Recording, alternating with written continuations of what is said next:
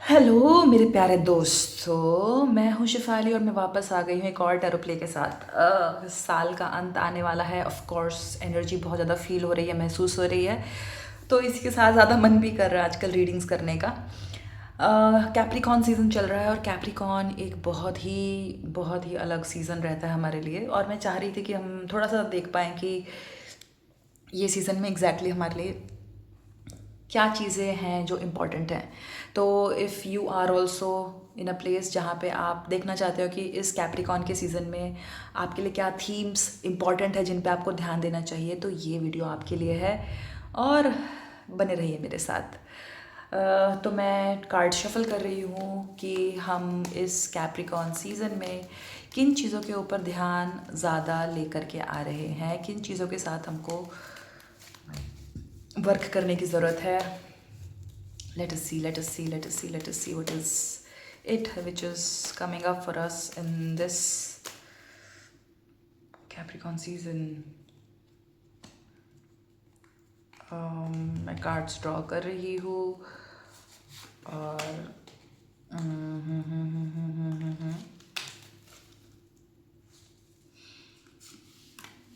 Okay.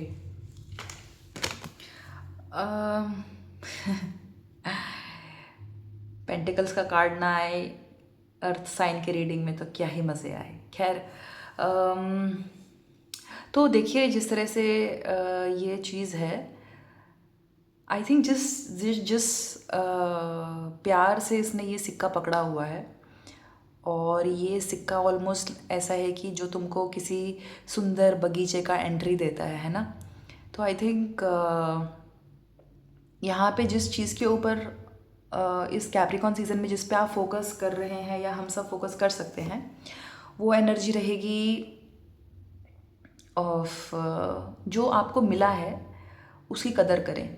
मेरे ख्याल से जो आपको इस समय मिला हुआ है, जो आपके हाथ में है ऑलरेडी, जो आपको हैंड ओवर किया जा चुका है, और जो कि आपको एक एक्सेस प्रोवाइड कर रहा है, एक एक सुंदर जगह की, या फिर एक ऐसी जगह की जहाँ पे आपको बहुत कुछ मिल रहा हो, उस जगह को संभाल के रखने का एक मैसेज मुझे ऐसा महसूस हो रहा है इस कार्ड के ज़रिए मिल रहा है। इस कार्ड में जैसे देखेंगे एक आई थिंक पार्क की एंट्री है। ऐसा हो सकता है कि आप अभी किसी जगह पे हों जहाँ नेचर काफ़ी ज़्यादा हो, तो हो सकता है कि ये रीडिंग आपको बोल रहा है कि ये आपको एक बहुत ही सुंदर नई बिगनिंग दे रहा है, और इसको संभाल करके आपको चलना है आगे। ओके।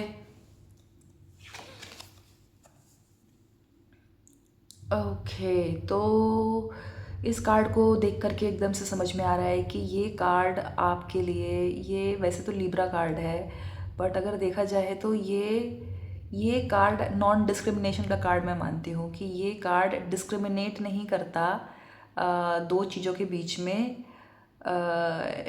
इतनी आसानी से। तो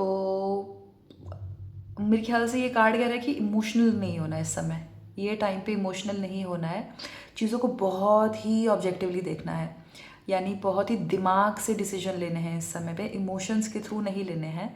क्योंकि अगर इमोशंस के थ्रू लोगे तो अनबैलेंस्ड डिसीजंस लिए जाएंगे।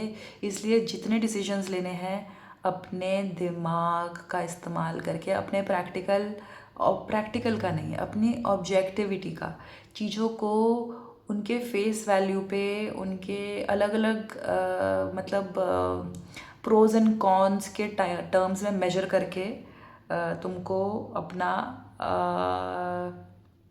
दिमाग इस्तेमाल करना है।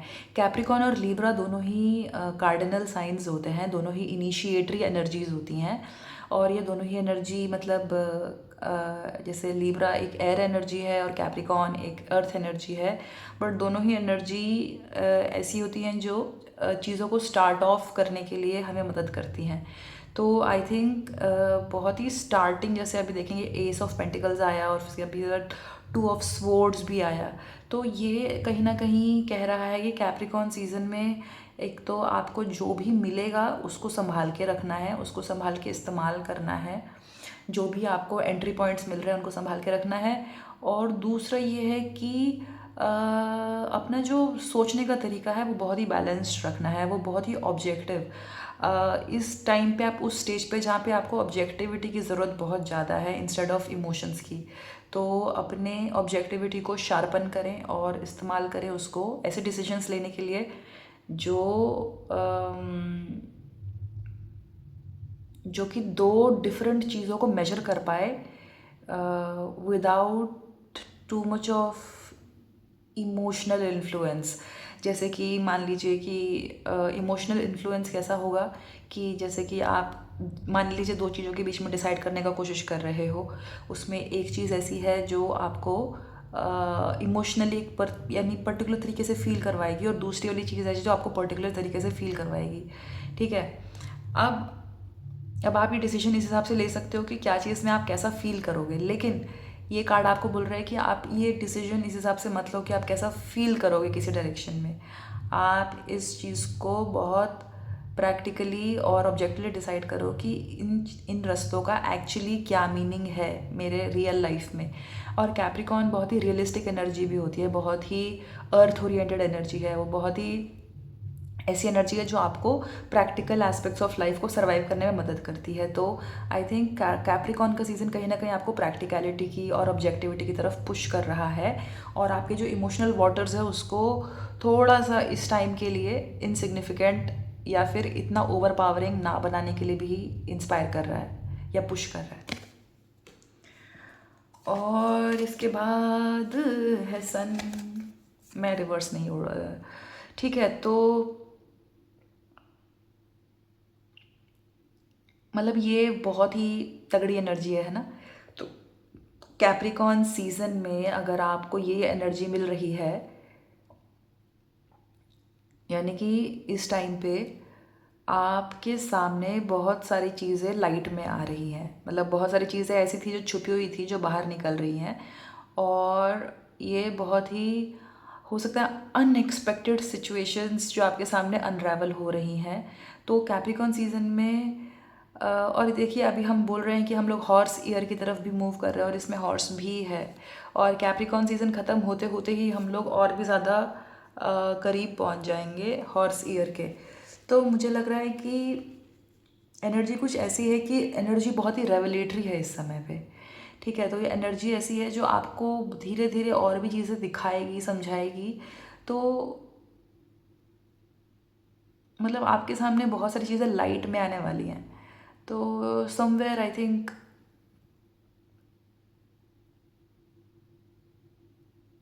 और ये एनर्जी मतलब कैप्रिकॉर्न जो है, कैप्रिकॉर्न बहुत ही